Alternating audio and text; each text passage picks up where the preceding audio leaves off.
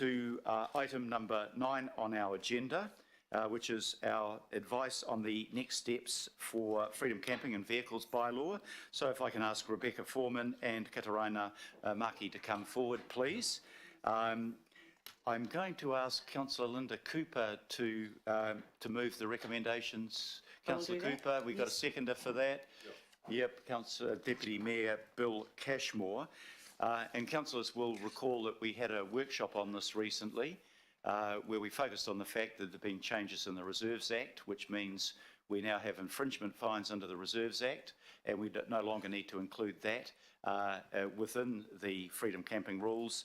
And we were given advice on what the statute currently allows us to do and advice therefore on the what we might like to include and exclude in terms of the applicability of this bylaw.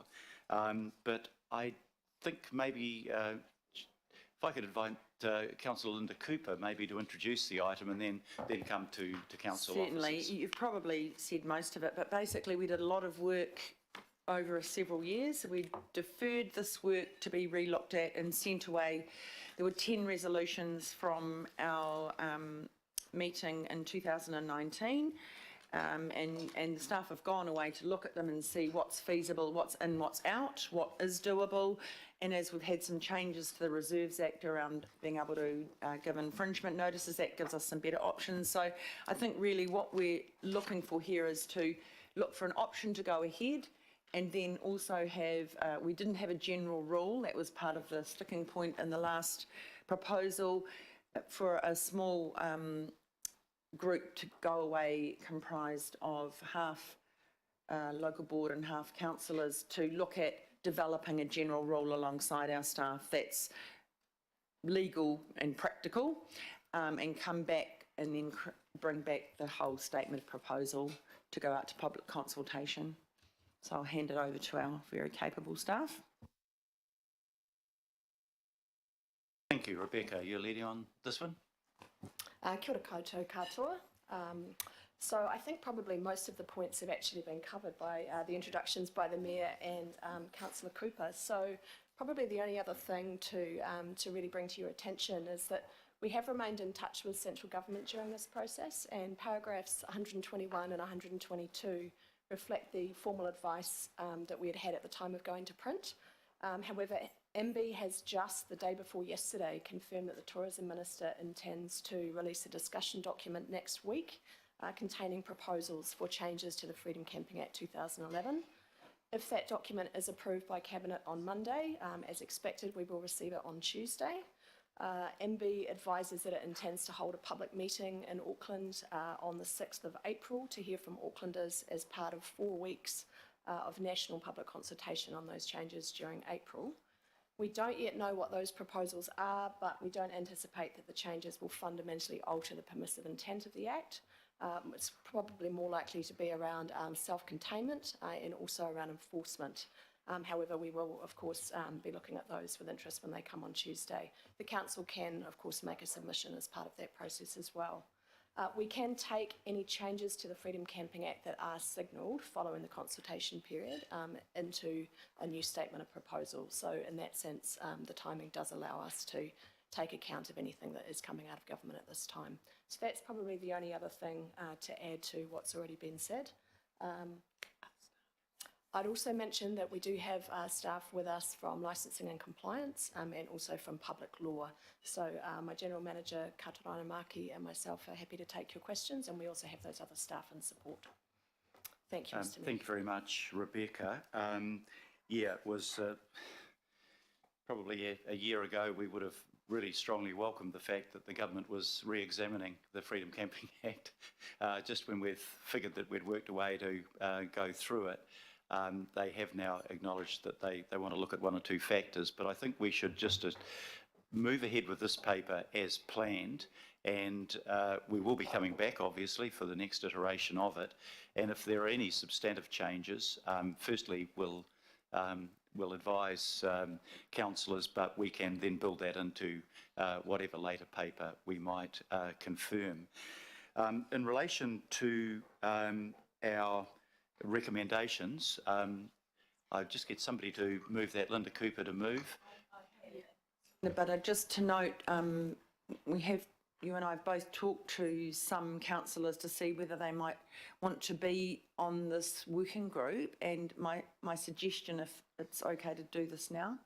Yeah, I've also asked for expressions of interest from various people, and yourself, obviously, as the chair of the Regulatory Committee, the chair of our Finance Committee, Desley Simpson, and I think Angela, you've indicated an interest in this as well, and that would give us good representation from the west, the centre east and the south, but it's still open, obviously, if other people wish to put their name forward. I think also we've got 3 local board members, and I'm sure there'll be really strong interest from the Albany ward in terms of that, so hopefully the local boards will send people from that area. With a nod to our colleagues from the north, we hope to get some further geographic balance from the local board.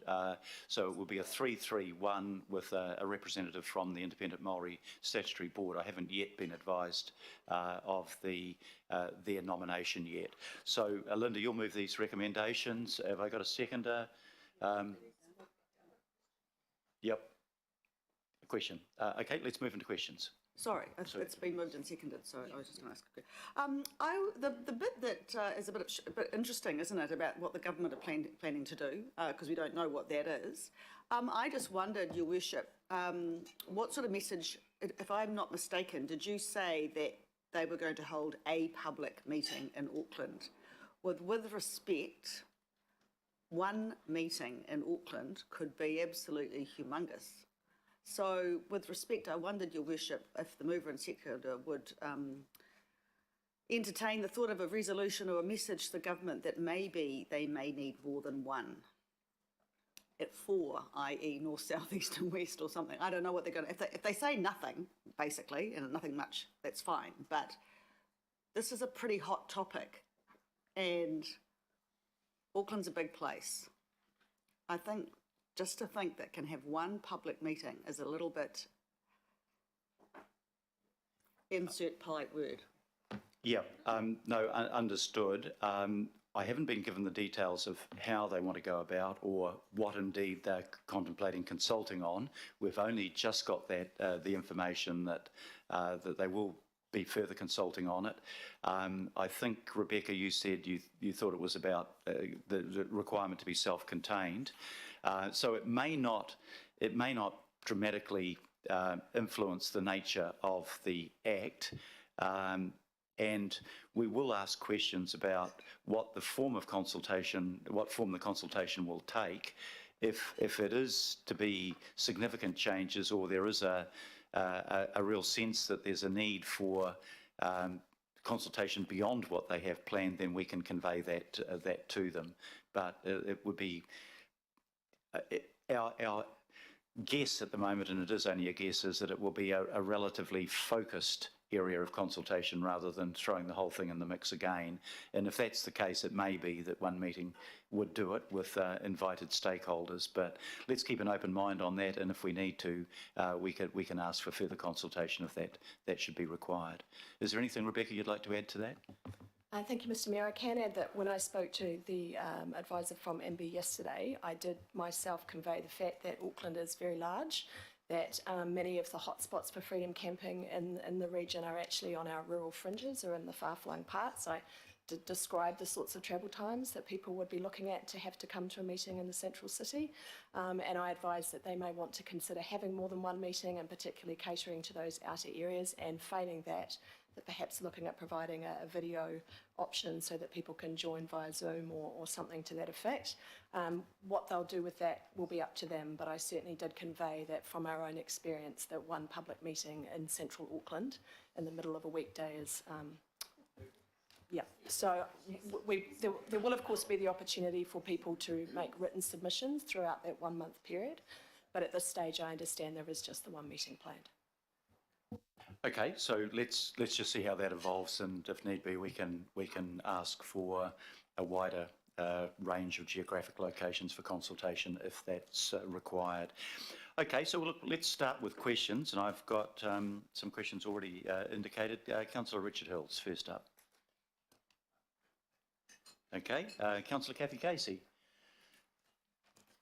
Thanks, Mr Mayor. Rebecca, in your report, paragraph 46, I just want to talk about the homeless for a wee while, because I think we need to ensure that they are protected from harassment through any bylaw that we have. And in particular concern is that paragraph 46, where in the years to June, 3 years to June 2019, there were 1,479 camping-related complaints. 60% about people camping where they shouldn't be camping. But up to a quarter of those were homeless people. So can you just talk to me about how you're going to make sure that we put the needs of homeless first? Through Mr Chair, in the last statement of proposal, and the governing body did resolve to continue through into the next statement of proposal, a commitment to take a compassionate enforcement approach to homeless Aucklanders. This bylaw is not intended to be used to manage homelessness, and our enforcement staff on the ground, with clear direction from this body, do not intend to use the provisions of the bylaw to manage people who are living involuntarily in vehicles. So what I can tell you is the bylaw is not intended to be used for that. It's not written in such a way to punish people in that situation, and the approach on the ground will very much be to take a compassionate approach and also to connect people with social services where that is appropriate. Our enforcement staff, I understand, already take steps in that direction, and that would continue through into any new approach. Thank you very much. Thank you. Councillor Shane Henderson. Okay, I have no other questions. Yeah, we'll come to comments next. So no other questions. We'll now move to comments, and we'll begin with Councillor Linda Cooper. Sorry, somebody's indicated a question. Oh, apologies there. So with apologies to Councillor Cooper, Councillor Greg Sayers, question. Thank you. Look, I think the documentation, the way the paper's been presented is an excellent job. It seems to me to be heading in the right direction. The only, I'll just say to the working group, around the general rule, I think that's going to be the key to the overall success of this bylaw. When I read in the paper that we might think it was not viable, I got a bit nervous because that was in the other paper.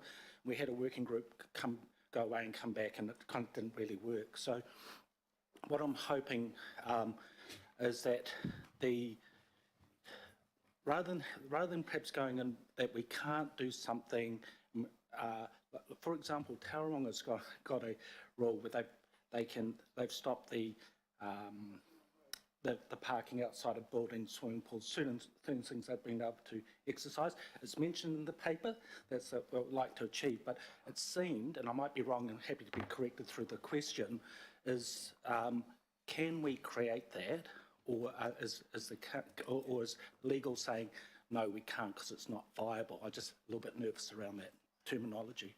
Thank you, Worship. Katarina? Yes. Through the Chair, as of course you know that you won't be predetermining at this point what your approach is to a general rule in the future. We've used the word viable to ensure that we've got a question around we will look at clear options around what can be done. We will have to balance an overall approach to ensure that we're not, the cumulative impact of decision making is not effectively banning or freedom camping, which wouldn't be within the policy intent of the Freedom Camping Act. So all that's indicating is at this point in time you have an open mind about what the future is for a general rule, and that you will look at options which the working party will get the first look at and make your determination at a future time. Thank you. And I guess I'm just signalling the Tauranga example, which might be helpful. Also, Your Worship, I noticed Minister just talking about the government, talking about government's moves and things like that. I did notice that Minister Nash came out kind of strongly against freedom camping, and saying, you know, it's kind of a low-value tourism with a huge cost and disruption caused to local communities, you know, for low-spending tourists. And So, I guess, do we need to be providing as many spots, you know? So we're trying to create, you know, more places where freedom camping can go, and so they've got somewhere to go. I guess that, what question that raises in my mind, Your Worship, is our own holiday parks, you know, and the potential for those to be additional spots where perhaps people are encouraged to use and utilise its revenue for the council as well. So I know that wasn't covered in the paper, but was there any thought given around that, or potential thought going forward around utilising our existing assets? Yeah, the Minister certainly did talk about the difference between wanting to attract what he called high value and lower value, as against lower value tourists. I think he has fine-tuned some of his thinking on it, judging from other statements that I've heard since. I don't think we can yet ask officials what his change in approach compared to, say, his predecessor might be. We've just got to wait till government delivers what the document is that we're consulting on. And at the end of the day, I think where we got to in the workshop was we're all pretty happy that reserves, which we all saw as a vulnerable area for misuse by freedom camping, has now been dealt with. The other important thing is that whatever restrictions we put in, that we keep within the boundaries of the statute, because it's a little bit futile and makes us look a little incompetent if we do something that is outside the statute and we're overturned by a court of law. So let's see what the Minister comes up with, and it may be that if required, we could have a further discussion around that. But I think with the discussions we've already had, we've got a fairly good idea of where councillors are coming from. And, you know, we can't and don't want to ban freedom camping across the board, but we do want to limit the inconvenience and damage that might be done by people that are using their right to freedom camp irresponsibly. And that's what we'll be focused on. But is there anything you'd like to add to that, Katarina? Yeah, I just want to clarify, it will depend today on which option you take. And just to clarify, setting aside reserves, where freedom camping is prohibited already right now, the Freedom Camping Act exists right now, allowing freedom camping as of right now, apart from on reserves. The role of option 2, if you choose that option, is only to look at which sites therefore are different to what is permitted already. So I think we just need to remember the permissive intent of the core legislation for the options we're considering. Thank you for that. Personally, I'm favouring option B, which is the recommendation from the officers. I just wondered, with the question around the holiday parks, if there's any comment around the utilisation of our existing facilities in a greater way. To be honest, I don't have the facts and figures in front of me in terms of the current utilisation. I understand that actually the number of camping grounds throughout New Zealand is reducing due to the value of that land. I think the camping grounds we have tend to be well subscribed, but if you're particularly interested in looking at those figures, I can go away and come back with those from our colleagues in Parks, who I understand is a department looking after those. Thank you. I guess I just wondered if, the reason why I've asked the questions, I've wondered if it's helpful in terms of the coming up with our statement of proposal, really. And because when we talked about last time, Your Worship, it seemed that could be a viable option, that we might try and encourage that through our own bylaw. Now, I don't know if that's possible or not, so I'm just asking that question, because we do have a lot of them in Auckland. I don't think we've sold any. So I just wonder if there is opportunity for greater utilisation, and if this is the right mechanism. I think while we can't compel people to use our camping grounds, we would certainly want to steer people in the direction to using camping grounds where they have all of the facilities, including rubbish disposal, as against parking on the side of the road, which also has some safety concerns. So, yeah, I know where the Deputy Mayor lives. I mean, we've got a camping ground and right next to it a reserve, and people have been freedom camping on the reserve when generally they they could, for a relatively small sum of money, have got the facilities of the camping ground. But let's have a look at that. Obviously, it's we can't push people to do that, but by discouraging people and making it, as it is, illegal to camp on a reserve area, then people would be naturally pointed in the direction of using a camping ground where you've got security as well as facilities. Okay, I've got a number of questions now. Councillor Richard Hills. Thank you, Chair. Thank you for all the work that's been done. I know how complicated this is. And it kind of stems from actually Councillor Sayers' questions just on the comms, and not telling you how to suck eggs, but I guess how can we improve or make it a lot simpler for people this time, maybe with FAQs or things that we can share along the way. I know that there was elected member confusion and stories out there, and because it's so widespread and everyone's got a little story, just how we can strip it right back to what Kat just said around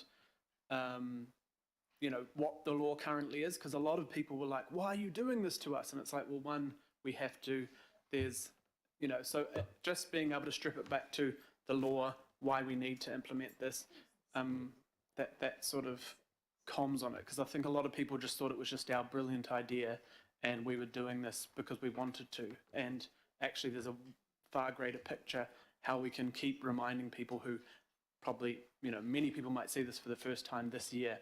We're all kind of used to it. But yeah, thank you. I think that's probably something we'd want to take on board. This process doesn't go through the full process of consultation again, does it? It does? Yes. Okay. Also, Mr. Chair, this is probably better when we get to the actual statement of proposal that comes back here, and then look at the comms, because our policy staff aren't our comms people.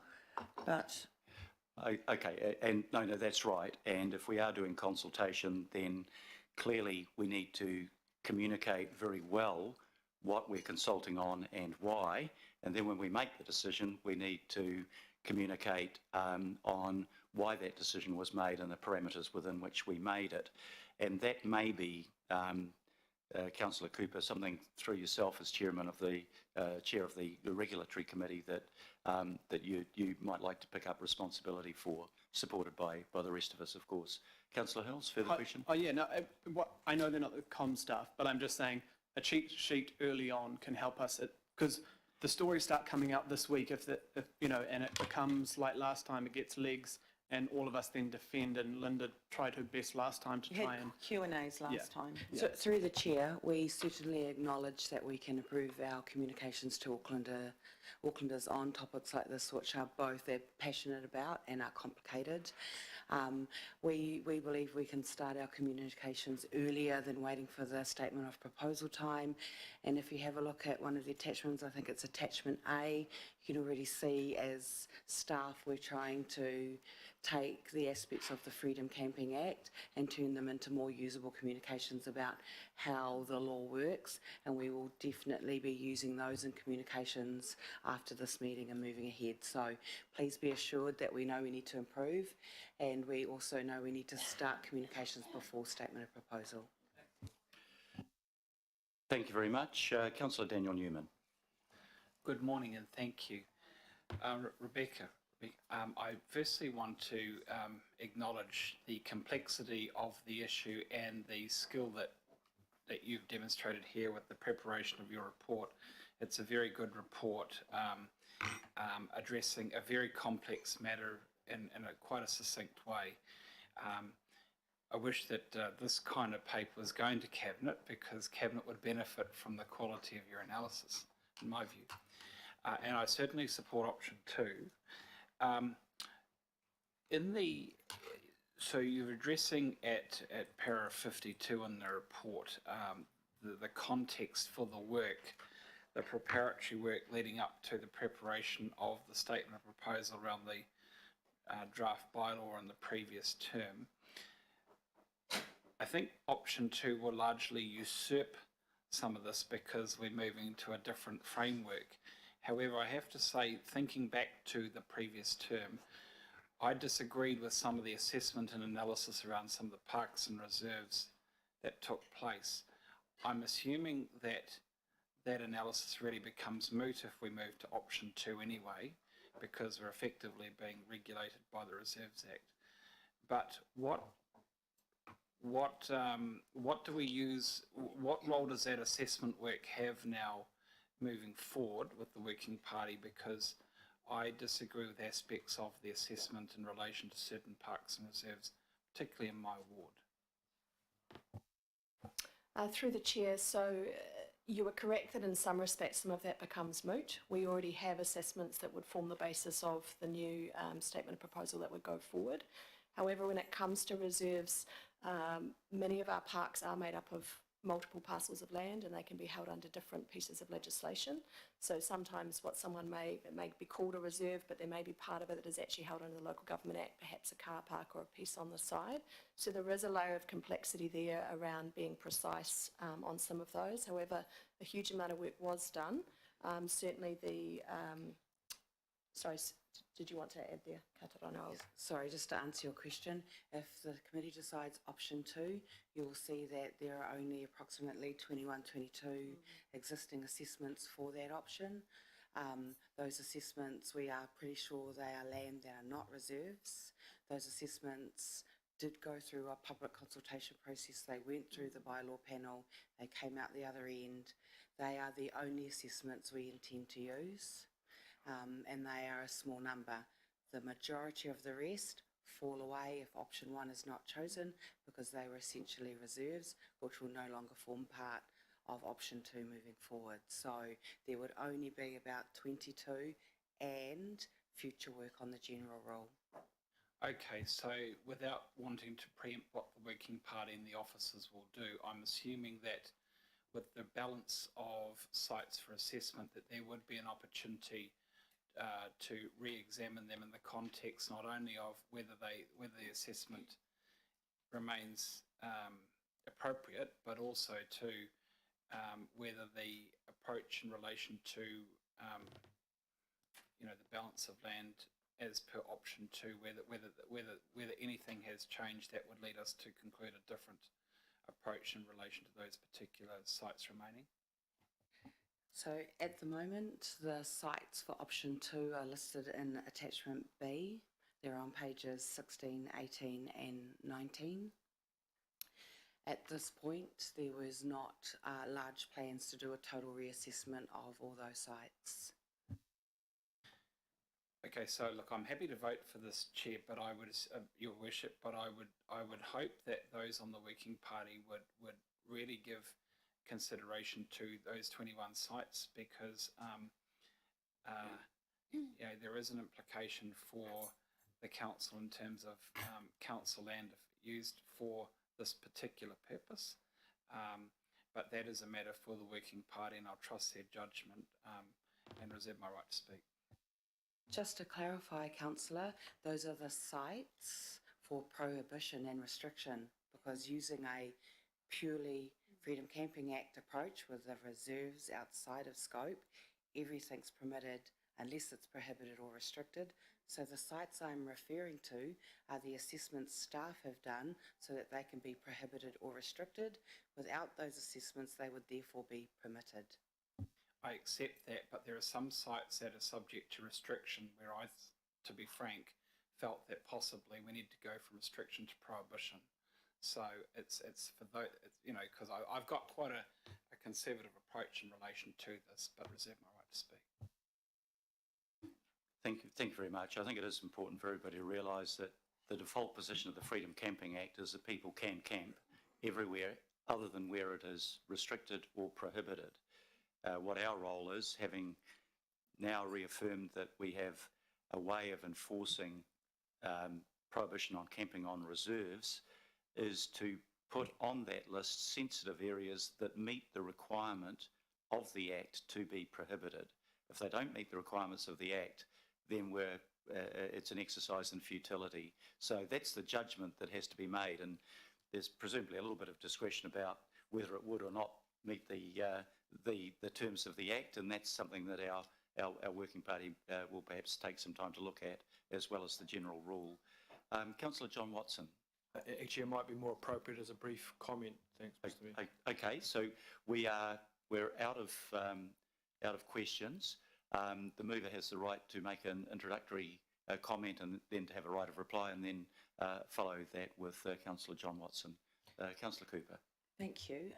I think I just want to reassure Councillor Newman that those sites will then go out to public consultation. So there will be feedback, there'll be that opportunity to relook at any restricted, but to be quite honest, we've actually done a huge amount of the work has been done now with the Reserves Act and our ability to infringe, and I think that will take a lot of the angst out of the community, because before we could only, if somebody parked on a reserve, we'd have to take them to court, which makes it a very difficult process. So, so that's fine. The other thing I wanted to talk to was paragraph 29, and it hopes to allay Councillor Casey's fears around the fact that this would not apply to people staying overnight in tents, people parked legally during the day, or anybody resting or sleeping at the roadside, or living in a vehicle due to homelessness. That is not what the intention is. And I think that's really important, because in the last attempt at this, a general rule was taken out because of that fear, but that actually undermined the whole process. So we need to have a general rule that can give us some reassurance, some controls, but by virtue of the name of the Act, the Freedom Camping Act, we have no ability to ban it outright, because we must be, we can't be ultra vires. So that also speaks to Councillor Sayer's comments about using our campgrounds. Well, by very nature of a campground, there's a fee. And by very nature of the name of the Freedom Camping Act, it means it has to be free with no charge. So, and also we have contracts with a lot of our existing contracts with a lot of our lessees who manage these on our behalf, and we couldn't require them mid-contract and then suddenly not charge for their service. So I think we've really got a job in encouraging people to use those, but the Freedom Camping Act is permissive. So I think I want to really commend this option 2 to you. I think it gives us a really good way forward.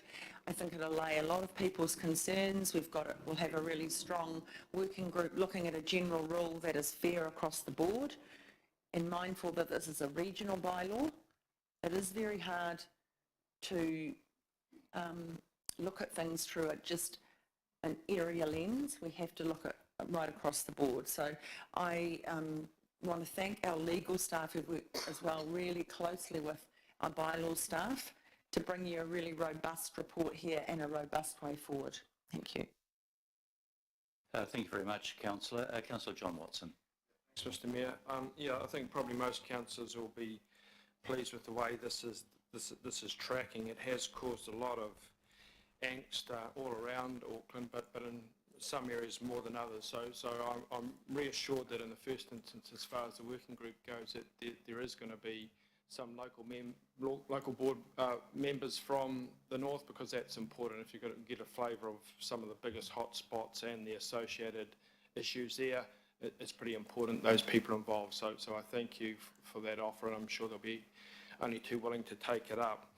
As far as the general issue goes, and I understand, you know, the comments Katarina has made about the permissive nature of the Act, and certainly right across New Zealand, that's caused, you know, trouble just about wherever you have looked. And I think it's important if you know, once again in our contacts with government and the new minister, who seems, you know, to be at least you know, willing to consider looking at things perhaps differently, that the situation in Auckland is again emphasised, because, you know, one of the things I see happening, we were at a workshop yesterday again with this, you know, planning impositions that really aren't appropriate to Auckland. And if we look at Auckland in terms of freedom camping, not only have we had a lot of problems that have really strained our resources and caused any number of difficulties, we do have other solutions that are different from other areas. So Councillor Sayers mentioned the camping grounds, but there is another in between there that should at least be brought to these people's attentions so that they realise that it's not just like putting down a big concrete door. For instance, our regional parks, over the last year in particular, they have been used increasingly for contained camping. I'm not talking about the camping grounds, I'm talking about sections of the park that have been set aside. Now, that doesn't annoy any other residents. It's a beautiful spot, more often than not. It's safe, there's safety in numbers, there's doors locked, etc., etc. Now, we have a suite of parks where that can happen, indeed it is happening. That differentiates us from other parts of Auckland. So once again, I would like a stronger advocacy role in these conversations, because we are capable of finding our own solutions without just having to blithely pander to whatever dictates come down that cause us trouble, as this issue has done. So I certainly would, and I'm not sure of the applicability to this particular procedure, but I have noticed in my own ward where people, and they're obviously not overseas people at the moment, but they're taking up that offering, which is between free and a campground, but is utilised an existing council resource. To be honest, it is better than a campground and doesn't annoy anyone. So I chuck that in there for what that's worth. Thank you, Mr. Mayor. Thank you, Councillor. That's a helpful suggestion. Councillor Daniel Newman. No, I'm just going to vote for it. Thank you. Councillor Angela Dalton. Thank you, and I'm really happy to be part of the working group with Councillors Cooper and Simpson. It's really important that there is a balance, isn't there? Because freedom camping, when we talk about it, it seems to have a negativity about it. We look at it with negative lenses, like it's a destructive, just about a blanket thing that's going on. So although that I've been, I've experienced where that has happened in my particular ward, and it's caused disruption to our community, I've also freedom camped myself. And when I was a young mum with 4 young children, my husband and I had a big Bedford bus, self-contained, 4 bunks in the back, and that's how we holidayed, because that's all we could afford to do. And sometimes it meant taking that bus to visit family in another city, and you had to park on the road. We weren't disruptive.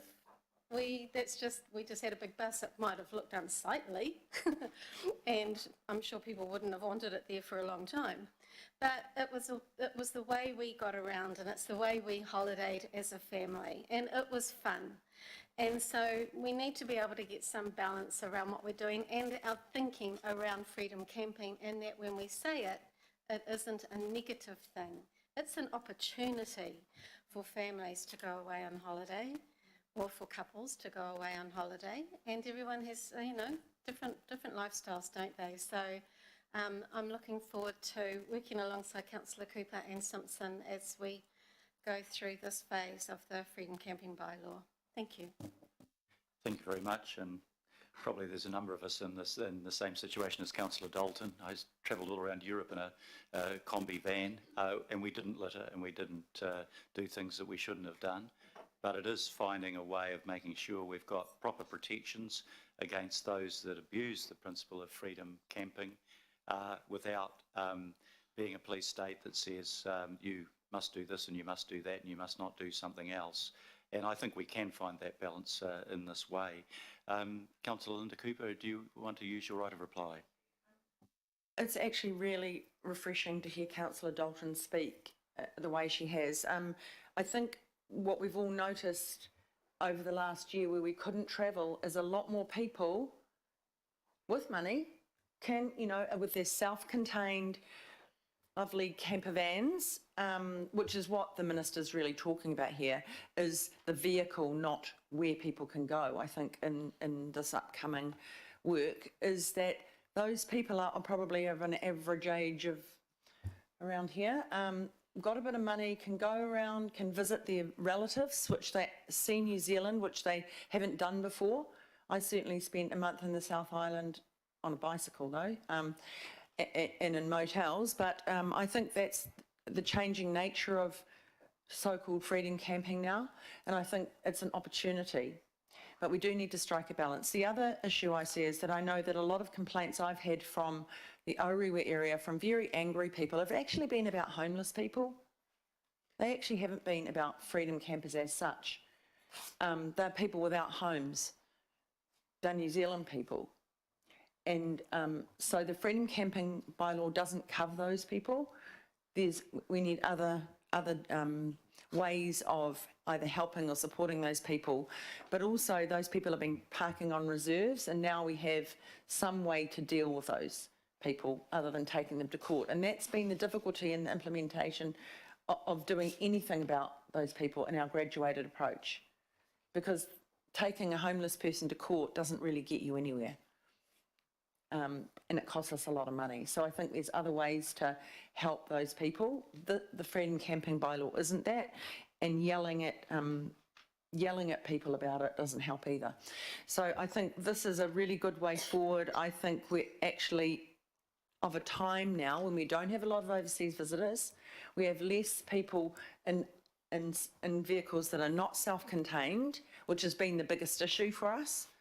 So I think that will actually help maybe the reception of this back out into the public. They'll be more reassured that we've got some sort of tools to make sure people aren't camping on our reserves. So that's all. Thank you. Thank you very much, Councillor Cooper. And your travels around the South Island by bike was an inspiration to all of us following you on Facebook over Christmas. It's been moved and seconded. I'll put the motions. All those in favour, please say aye. Aye. To the contrary, no. I declare that carried, I think, without dissent. So